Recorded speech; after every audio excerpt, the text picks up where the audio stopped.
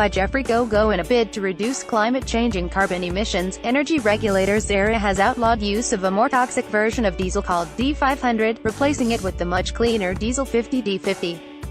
But the immediate result was a rise in prices.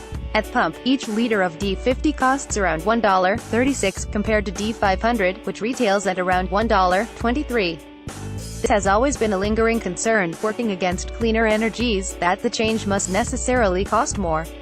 In the past, we have seen how investors frowned upon solar power as a viable alternative for grid electricity supply due to high installation costs of the PV solar technology. Until recently, when prices dropped from about 18 ckWh 10 years ago to just 3 ckWh, according to a 2017 report by the International Energy Agency. A switch to diesel 50 was said by ZERA to be a cheap and quick way to reduce Zimbabwe's carbon footprint of 26,000 gigatons.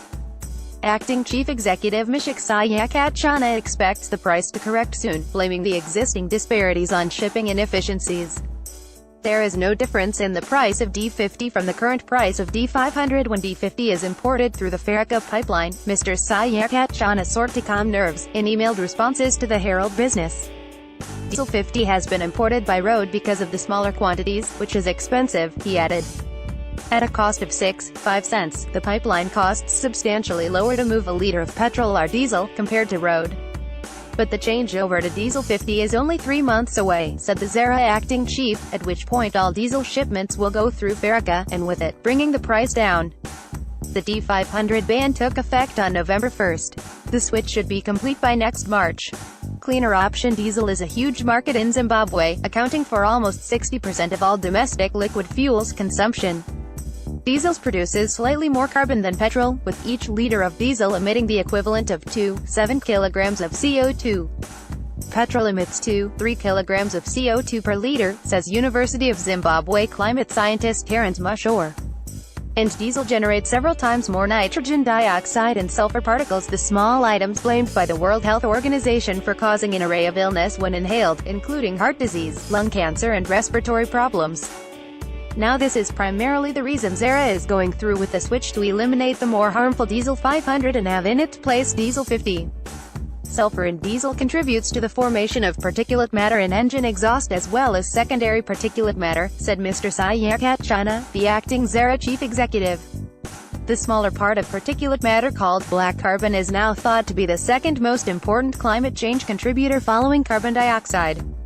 Mr. Sayakatchana praised diesel 50 as one that burns cleaner, certain to effectively limit emissions of black carbon by as much as 99% if diesel filters were used on compatible, new-generation engines.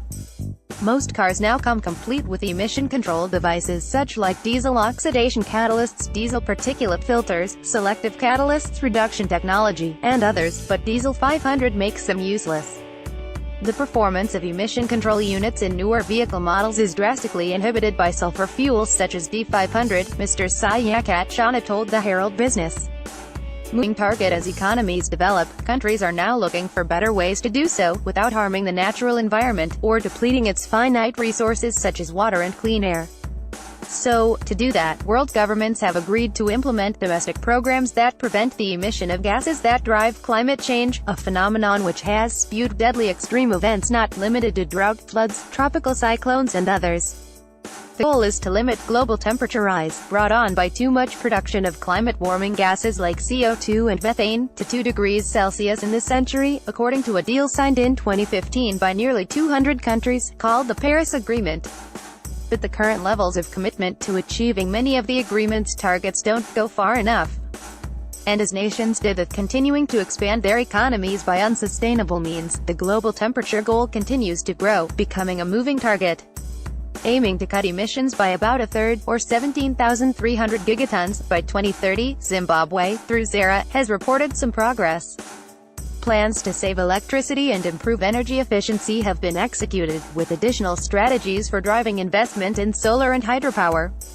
In the transport industry, which accounts for just over 4.2% of the national emissions total, according to data from the Climate Ministry, measures are targeted at ethanol blending, and lately diesel.